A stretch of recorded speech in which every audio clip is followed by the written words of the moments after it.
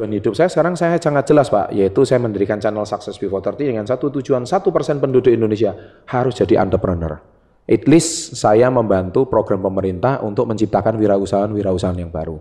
Dan teknologi ini budaya lama jadi budaya baru. Yes, betul. Menghancurkan semua tatanan yang sudah pernah ada. Berarti Sunda Empire benar ya Pak ya?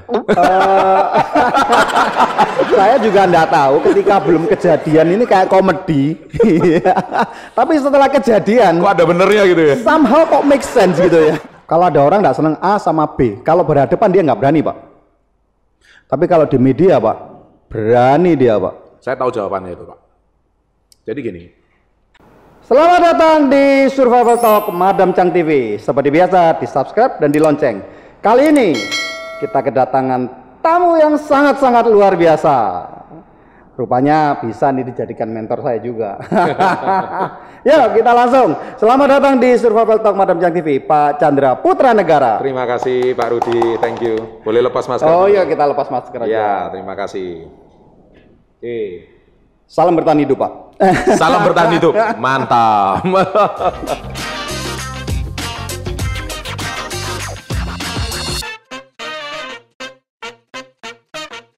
Digital ini sudah pernah saya bahas beberapa tahun yang lalu. Betul. Hilangnya etika. Yes, atau nilai kehidupan ketika kita ini bersosial sebagai manusia yang bertatap muka begitu loh. Mungkin kadang-kadang orang begini Pak. Kalau ada orang nggak senang A sama B, kalau berhadapan dia nggak berani Pak. Tapi kalau di media Pak, berani dia Pak. Saya tahu jawabannya itu Pak. Jadi gini, kita tahu orang introvert itu dominan di dunia ini. Introvert ya Pak ya, bukan extrovert. Nah orang introvert ini dulu tidak berani Pak mengekspresikan diri. Dia di rumah tertekan dengan orang tuanya. Dia keluar rumah tertekan sama lingkungannya. Dia seorang introvert. Dia di sekolah dibully sama temennya. Ya, sehingga dia tidak bisa mengekspresikan diri.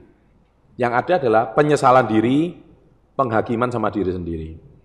Nah, ketika booming sosial media, Pak, dia menemukan dunianya. Ketemu alatnya, Pak. Dia, ketemu satu medianya. Yes, finally, saya bisa mengekspresikan diri. Kalau enggak, mereka juga bisa gila, Pak. Nah, akhirnya keluarlah bahasa-bahasa sumpah serapa, bahasa satu kebun binatang, dari binatang yang saya tahu sampai binatang yang saya juga tidak tahu. Nah dari situlah saya ketahuan bahwa inilah problem yang terbesar yang dihadapi dunia saat ini. Mental illness. Ini bahaya. Sehingga banyak orang jiwanya ini bermasalah. Mentalitinya bermasalah. Karena dia bebas mengekspresikan. Jangan salah Pak, saya pernah di-hate komen Pak. Saya membangun channel ini setengah mati, modal-modal sendiri. Keluar modal juga tidak sedikit, 7 tahun yang lalu Bapak pikir. Ada aja yang ngomong, oh ini pengusaha gadungan. Gitu. Cari uang dari AdSense, coba Bapak lihat. Ini yang komen ini siapa gitu. Setelah saya cek Pak, cuma anak SMP Pak. Anak SMP tahu apa sih tentang bisnis Pak? Pak, apakah kalau kita kembali lagi Pak ya? Iya, betul. Pendidikan rumah tangga itu penting ya Pak? Nah ya justru itulah. Maka itu maaf kata-kata saya yang kadang-kadang sering saya gunakan Pak ya. Orang pintar melahirkan orang pintar yang lain. Dan kemudian orang bodoh melahirkan orang bodoh yang lain.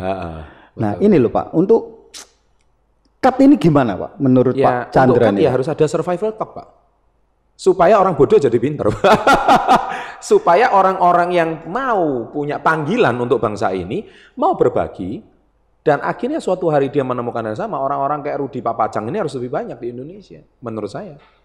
Dengan Bapak bisa berbagi insight-nya Bapak memanggil narasumber yang berkualitas, kompeten, ini kan mencerdaskan mereka yang bodoh itu tadi Pak. Jadi kalau boleh Pak Chandra ini bukan hanya mentorin anak-anak di bawah 30, mentorin orang-orang yang ingin atau punya passion, punya vision untuk membuat dunia ini jadi lebih baik mungkin Pak. Ya saya rasa sudah saatnya itu Pak. Akhirnya seperti itu. Nyari duta-duta lainnya Pak. Iya kan Pak? Bisa jadi. Jadi kalau bicara soal tadi mindset Pak, kalau di buku saya yang terbaru saya bilang ada 3 Pak. Kalau di peradaban baru ini kita mau maju, jadi industri 4.0 ini kan artificial intelligence ya, semua sudah pakai AI Pak. Sekarang kita pakai scan barcode itu kan AI Pak. Zaman dulu kan nggak mungkin Pak. Kemudian IoT, Internet of Things, segala sesuatu pakai internet. Bapak pakai jam itu kan bisa terukur heart rate-nya berapa. Itu kan semua terhubung dengan internet. Bapak hari ini jalan berapa langkah kan ketahuan. Bapak hari ini tekanan darahnya berapa, Bapak bisa tahu. Itu namanya Internet of Things, Pak. Dan yang ketiga, Pak, ya kita tahu yang namanya big data atau semuanya pakai data. Bayangkan, Pak, kita hari ini buka sosmed apa, nggak lama lagi iklannya muncul dengan sesuatu yang kita cari. Ngeri, Pak. Nah, itu kan namanya big data. Besok-besok kita mikir belum cetek itu sudah langsung keluar, Pak. Artinya kan semua ke-record, Pak. Jadi jangan kaget kalau dulu kita melihat film Impossible, Mission Impossible, kita lihat iris kita itu di-scan, itu bisa jadi next time kita nggak usah paspor, Pak. Iris scan aja kita udah bisa. Dulu kita melihat, mungkin nggak orang video call seperti ini 10 tahun yang lalu, gila ya masa depan kita bisa lihat video call. Sekarang udah terjadi, Pak. Dulu bayangin fake aja bingung, Pak ya. Bingung aja gitu. Iya kan, gambar masukkan mesin di sebelah dunia sebelah sana bisa terima begitu ya. Nah, ketika terjadi industri 4.0, terjadilah society 5.0, Pak. Nah, society 5.0 yaitu tadi, Pak. Etika sosial media nggak ada.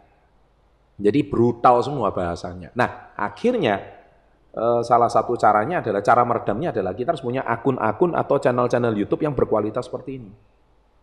Supaya meredam society 5.0. Kalau tidak, Pak, tidak ada peredam seperti ini, tidak ada edukasi seperti ini, maka mereka akan brutal, dibiarkan brutal, pangsa pasarnya butuhnya yang brutal, channelnya YouTube-nya juga brutal pula, memuaskan hasratnya mereka, karena demi mengejar view, demi mengejar AdSense, bahaya. Dan itu semua dikendalikan anak-anak muda. Nah, yang paling saya takutin sebetulnya begini, Pak. Ya. Oke, Anda bisa berperilaku apapun di dunia digital kan, Pak? Betul. Tapi at the end of the day, you are human being, Pak. Betul. Yang beranak pinak. Betul. Dan bagaimana Anda terus mendidik anak-anak dan cucu Anda begitu loh, Pak? Gini aja, ini Pak. Scary word, Pak. Yes. Maka itu. Gini aja, Pak. Setiap orang kan sekarang Bapak itu melakukan sesuatu kan ada rekam jejak digital. Benar. Bapak sekarang berbuat konyol nih. Anak kamu kan suatu hari bisa gede tuh. Dia nggak malu tuh bapaknya telah berbuat konyol seperti itu dulu. Kalau you siap nanggung malu sih nggak apa-apa. Pertanyaannya nih begini, Pak. Kadang-kadang orang ini mereka itu sengaja melakukan itu dengan sadar. Ya. Atau mereka kilaf, Pak? Gini, Pak. Rupanya itu sekarang beda-beda tipis. Antara kilaf, jadi gini, ketika sebuah konten itu trending, dia nggak tahu bakal trending, Pak. Bisa jadi dia itu hobi, nggak sadar, kilaf pula ternyata jadi trending. Karena saya memperhatikan satu atau narik benang merah. Saya senang mengamatin Instagram, TikTok dan lain-lainnya itu, Pak. Ya. Kalau Anda itu baik-baik saja, itu sulit menjadi perhatian orang. Pasti. Ada satu account, Pak. Ya. Itu diciptakan itu salah satu perusahaan. Saya nggak tahu bagaimana mereka nyeleneh gitu, Pak ya. Iya, artinya gini, cara dia berkomunikasi selalu marah-marah. Iya. Dan kemudian stafnya kalau ngomong juga marah-marah pada bosnya. Dan itu booming, Pak. Yes. Dan itu kalau dilihat oleh orang-orang yang dalam arti mencari identitas yang baru lulus, apa semua penduduk dunia Anda jadi begitu, Pak, lama-lama, Pak? Bapak nggak bisa bendung itu. Suka atau tidak suka? Maka welcome to the scariest word in my life ini. Iya. Sehingga apa yang Bapak pelajari selama ini bisa jadi nggak berguna lagi. Kalau Bapak mau tetap survive, itu bahasanya. Bukan hanya behavior changing, Pak. Iya. Tapi value of life. Ya, betul. Dan ketika sekarang, kalau Anda tidak berani maki orang, Pak, you're not on the game, man. Iya. Jadi maka itu, saya melihat itu, yang maki-maki itu orang muda-muda. Yes. Dan ini bicara dunia loh, Pak ya. Ya. Scary, Pak. Ya. Jadi sudah tidak ada lagi waktu saya kecil ini belajar yang namanya sopan santun. Sopan santun. Kita ini Budi adalah mengerti. manusia bebas. Betul. Dengan batas. Iya. Dan batasnya sekarang sudah nggak tahu di mana. Kan zaman sudah no border, Pak. Borderless. Ya, sudah no border and borderless. Itulah era kita, welcome to this era gitu. Bahkan suka atau tidak suka, Pak, yang menciptakan semua ini, Pak. Orang-orang pinter, orang-orang hebat yang menciptakan semua ini. Sekarang mereka ketakutan sendiri loh, Pak. Gini, Pak. Seolah-olah fireback gitu loh ya. Gini. Mereka bukan nggak paham, Pak. Efeknya begitu. Mereka paham. Pahamnya dalam artian apa? Mereka juga strategi. Kayak YouTube ini kan milik Google kan, Pak. Google itu juga perusahaan media, Pak. Dan namanya media, they don't care, Pak. Mau bad content, mau good content. Karena di mata media, Pak, bad news is a good news, Pak. Yes. Maka itu Pak ya, banyak CEO atau top-top dari perusahaan yang digital yang hebat, akhirnya secara hati nurani mungkin mereka dulu dibesarkan dengan value yang berbeda. Mereka rame-rame mengundurkan diri, Pak. Mungkin ya. Karena mereka sangat scare dengan dunia yang ada sekarang ini. Iya, betul. Maka itu kalau film-film 20 tahun yang lalu dunia dikuasai oleh robot atau dalam sekarang itu AI, Pak. It's coming soon, Pak. Bukan coming soon, memang it happens. Itu happening sudah di depan mata ini. Sejak pandemi ini lebih cepat terjadi. Emang mungkin nggak zaman dulu kita meeting pakai Zoom, Pak? Bingung, Pak, nggak enak, Pak ya. Nggak ada feel-nya ya. Nggak ada feel-nya ya, tapi it happens. Dan kita bisa meeting 200 negara dalam sekejap. Itu nggak mungkin terjadi. Dulu kita cuma ngerti teleconference dan now everyone can make teleconference gitu. Everyone. Nah, itu kemungkinan ada nggak? Makanya ini kebetulan saya sama Pak Pacang ini kan usianya kita satu generasi lah. Beliau senior saya. Tapi ini kan ceritanya orang tua yang nuturi anak-anak muda di YouTube ini ceritanya. Artinya sharing, Pak. Mereka lebih pinter, Pak. Oh iya, tapi artinya sharing kita ini mungkin sharing our value. Paham gitu. Ini orang-orang tua yang lagi ngoceh nih. Gue males denger ini orang-orang tua lagi ngoceh. But saya mau berpesan, kenapa saya bisa diterima anak muda? Karena omongan saya ini bisa beradaptasi dengan zaman sekarang, Mbak. Make sense.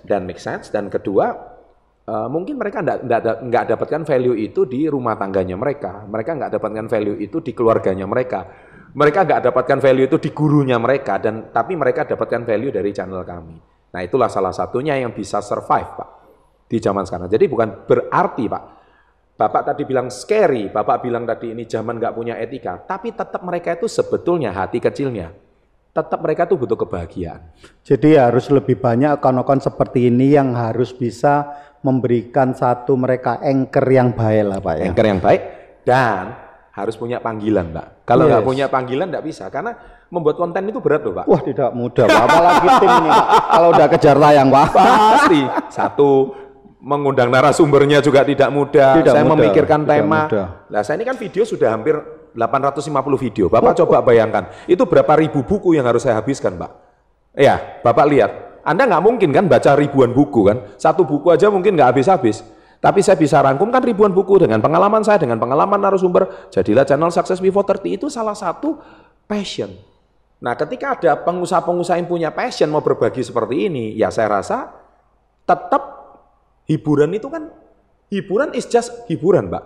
Setelah terhibur ya sudah, bosan lagi. Dia cuma cari dua, Pak, cari hiburan baru atau dia cari inspirasi. Ya, asal-asal mereka tahu loh, Pak, batasannya antara hiburan. Kadang-kadang yang menakutkan adalah, ini mungkin kebenarannya gitu loh, Pak. Iya. Pak, boleh. Saya ini melihat, Pak ya. Ya.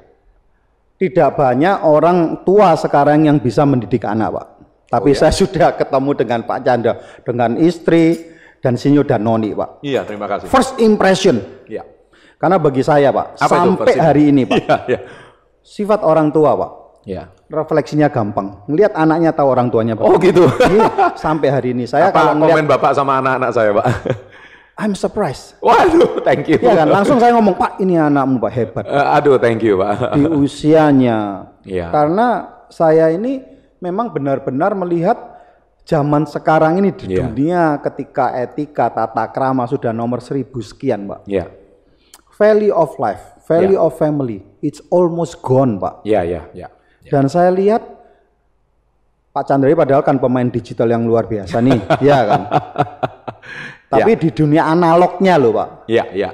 How did you do it, Pak? supaya orang-orang ini bisa membedakan gitu loh. Takutnya di dunia analognya ini dijadikan digital juga, Pak. Karena kita nggak bisa pungkiri sekarang kadang-kadang di dunia maya, di sosmednya kelihatannya cakep, tapi di kehidupan sehari-harinya berantakan gitu, Pak. Because saya punya satu prinsip, do what you say and say what you do, Pak. If you can say something, just do it what you say. Dan hari-hari sekarang ini kan hampir nggak pernah dengar kayak begitu sudah, Pak. Iya, itu urusan mereka, Pak, bukan urusan saya, Pak. That's why kalau kamu nggak sukses ya Bisa nggak kamu melakukan apa yang kamu katakan? Tapi yang mau saya tanyakan Pak, mereka itu kan tidak di-ban di media sosial. Ya. So, how? Karena kan kadang kan kita nggak tahu mereka sedang lihat apa dan mendadak split second cut itu dijadikan belief sistemnya dia Pak. Ya. Dan kemudian ya apa caranya Pak Chandra ini supaya nanti orang-orang di luar sana itu bisa mempunyai anak-anak yang benar-benar sangat sopan, sangat santun dan bukan hanya sopan santun mereka itu tertekan karena ada orang tuanya. No, mereka happy levelnya itu tinggi banget, Pak. Bener ya, Pak ya. Ini omongan jujur, Pak ya. Saya pertama tempo hari langsung, Pak. Anakmu hebat, Pak. Aduh, terima kasih. Shake hand-nya, caranya semua ini benar-benar. Di saat sekarang nih hanya orang berani hidup dalam digital. Ketika hidup ketemu di dalam langsung dunia analog, dia tidak berani. pede sama Tatapan sekali, mata Pak. aja nggak bohong. Iya. Gini, Pak. Saya ini kan basically kan ya kalau jadi ngomong di gini ketahuan usia aslinya gitu ya. Sebenarnya masih muda sih. Basically kan saya ini orang offline, Pak. Bukan orang online. Tapi ada seorang anak muda yang meyakinkan saya untuk terjun ke dunia sosial media itu 10 tahun yang lalu sebetulnya. Jadi YouTube itu baru 7 tahun, tapi 10 tahun yang lalu saya sudah bermain di Facebook dan Twitter. Bapak tadi ngomong satu kalimat saya setuju banget tentang keluarga. Saya rasa pendidikan keluarga itu yang paling utama.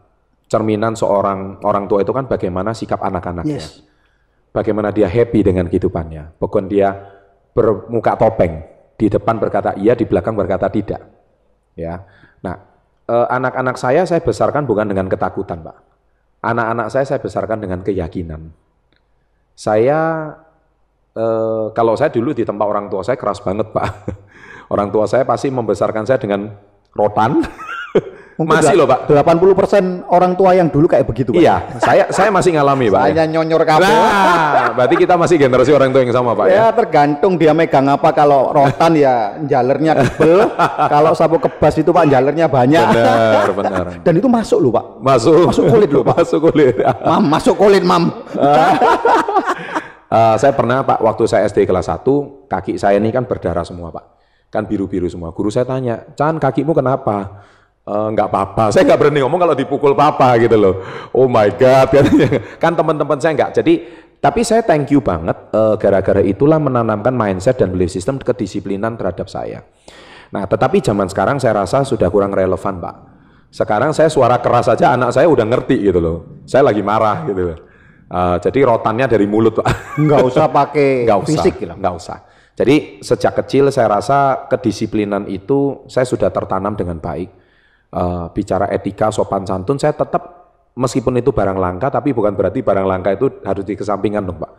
Tetap harus saya tanamkan, dan itu value dari keluarga kita. Suka atau tidak suka, kalau sekarang kita lihat barang langka atau antik itu, is more expensive, more valuable. Karena rare, Pak. Rare ya? Rare. Pasti dong, Pak.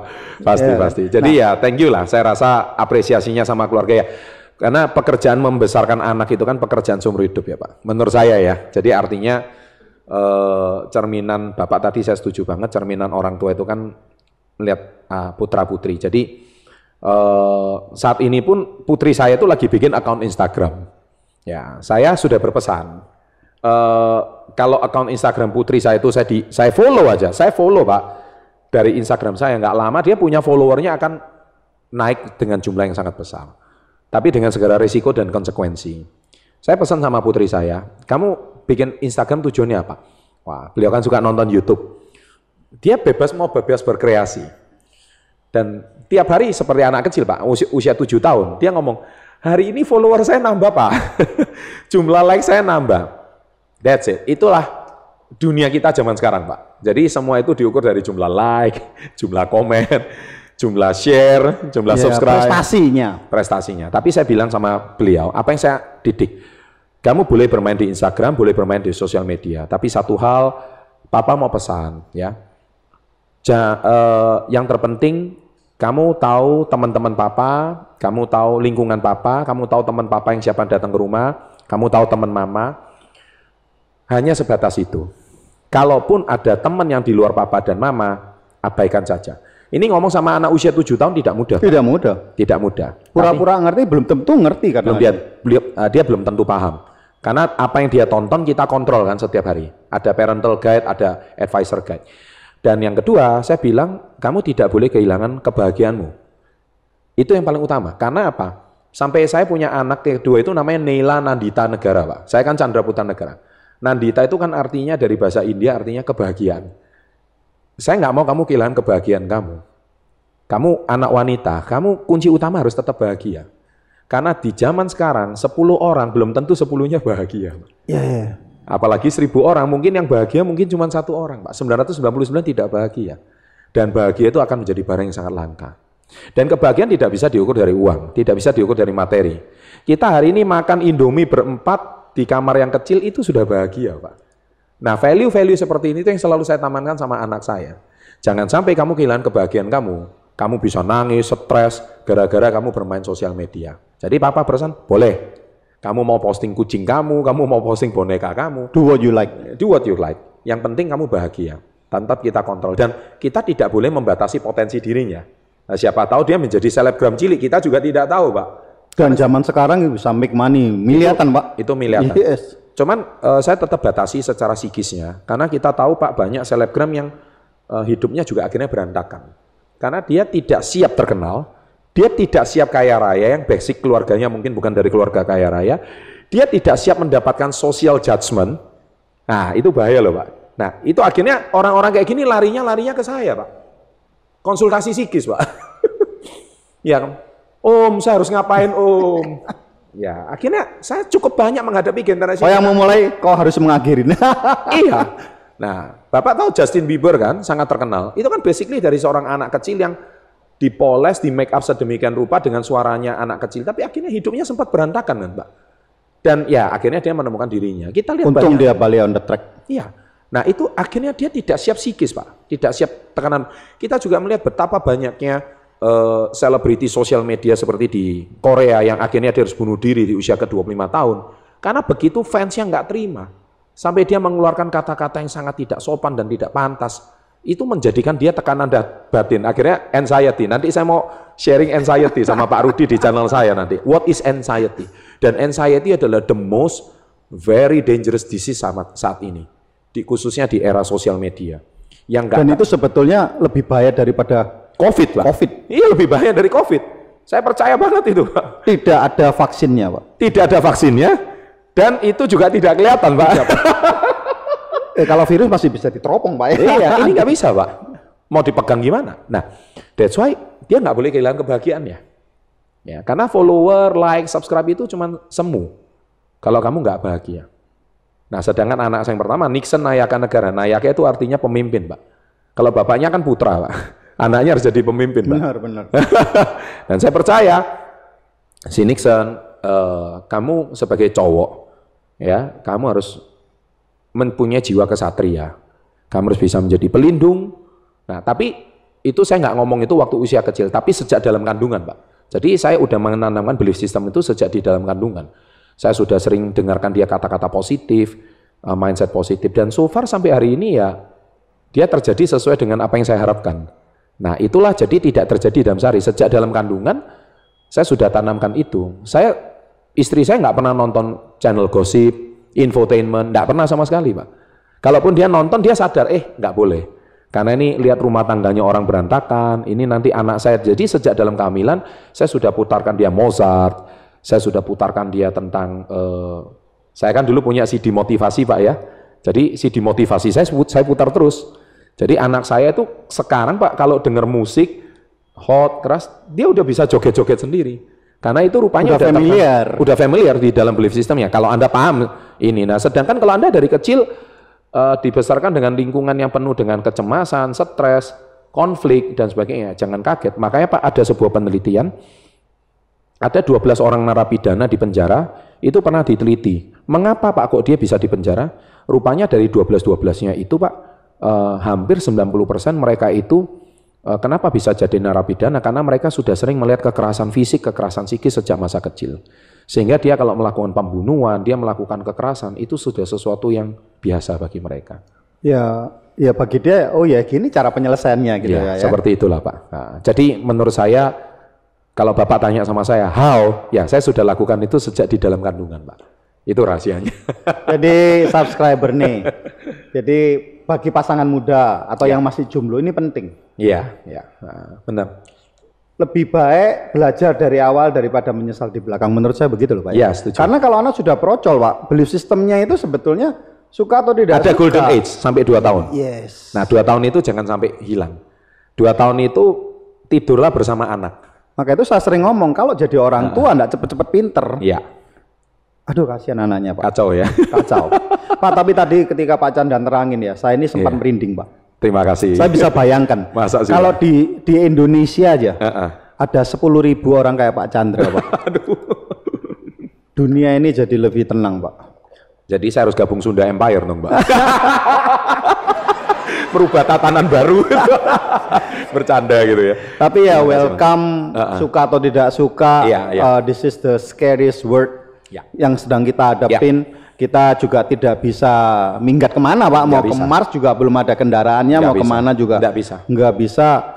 Kita tidak bisa lari, ya kita harus bersahabat Pak. Jurusnya Sun Tzu nomor 36 Pak ya. Iya, betul banget. Kalau kita terus memusuhin peradaban baru ini ya kita mati Pak. Kita harus beradaptasi Pak. Makanya saya bilang kadang-kadang di seminar saya, kita harus salut sama, kalau saya pernah baca buku namanya judulnya The Sixth Extinction. Bapak pernah baca buku itu? The Sixth Extinction ini dunia kan pernah hancur 6 kali Pak. Jadi dinosaurus itu kan pernah hancur di peradaban yang lama. Nah, terupanya ada satu hewan purba Pak yang nggak pernah hancur, itu namanya kecoa Pak. Kecoa itu hidup sampai sekarang Pak. Itu adalah binatang benar-benar favorit saya. Favorit itu ya. Dia bisa beradaptasi dengan kondisi apapun, mau dunia hancur gimana pun. Padahal modelnya banyak yang jijik Pak ya. Banyak yang jijik, tapi dia tetap survive. Itu hewan purba loh menurut saya. Serangga kecoa itu. Nah itulah menurut saya rasa mungkin Anda boleh nggak suka dengan kecoa, itu kan masalah mindset ya. Sama seperti yang ngomong sama tikus, jijik menjijikkan, tapi seorang Walt Disney dia bisa mengubah image tikus menjadi sesuatu yang lucu, menyenangkan, dan akhirnya karakternya bernama Mickey Mouse. Dan bisa kaya raya karena tikus Pak ya. Nah, that's it. Nah, menurut saya kecoa itu, cockroach itu memang hewan yang menjijikkan dan sebagainya, tapi dia hewan yang paling purba, lebih hebat dan lebih kuat bertahan, survive. Apalagi ini topiknya survival talk, itu kecoa. Menurut saya itu sesuatu yang sangat kita bisa pelajari. Nah, tidak mudah memang. Tetapi saya rasa kita tidak bisa menekan arus perubahan. Kita tidak bisa menghadang arus perubahan. Setuju Pak. Sama seperti ombak tsunami, kita tidak bisa menghadang ya. Yang benar adalah kita bisa surfing di atasnya. How we can survive. Makanya saya suka banget dengan channel ini, Survival Talk. Jangan lupa subscribe. Ya, loncengnya diaktifkan. Please comment and like. Ya, seperti itu Pak. Pak, terima kasih banget Pak Chandra. Kalau Sama-sama. ngobrol tentang kehidupan ini salah satu hal yang saya sukain Pak. Ya, sama-sama Pak. Kalau diterus-terusin benar-benar bisa 3 jam. Ngomong-ngomong, kamu harus mampir Madam Chang ya. Ini langganan saya sebelum saya kenal sama Pak Rudi nih. Ini memang saya suka banget nih. Apa ini ya? Pak, ini apa ini Pak? Barley. Itu yang coconut with chia seed Pak. Oh, coconut with chia seed. Saya suka banget karena saya kan seorang vegetarian. Jadi saya suka banget makanan-makanan sehat, dan rekomendasi saya harus mampir ke Madam Chang karena Madam Chang ini banyak banget makanan-makanan yang sehat, organik dan luar biasa. Jangan lupa ya. Ini bukan endorse lo ya, bener ini. Bener, asli. Saya pemakai dan saya memang suka banget makanannya Madam Chang. Pak, terima kasih, satu kehormatan. Sama-sama. Survival Talk bisa didatengin seseorang yang sangat luar biasa. Semoga episode kali ini benar-benar memberikan suatu wawasan dan bisa membuat dunia ini jadi lebih baik. Ya, thank you Pak. Thank you Pak, berharap satu hari kita bisa berbicara lagi. Sama-sama. Terima kasih, salam bertahan hidup Pak. Salam bertahan hidup, terima kasih. Terima kasih, sampai ketemu. Salam bertahan hidup. Salam bertahan hidup.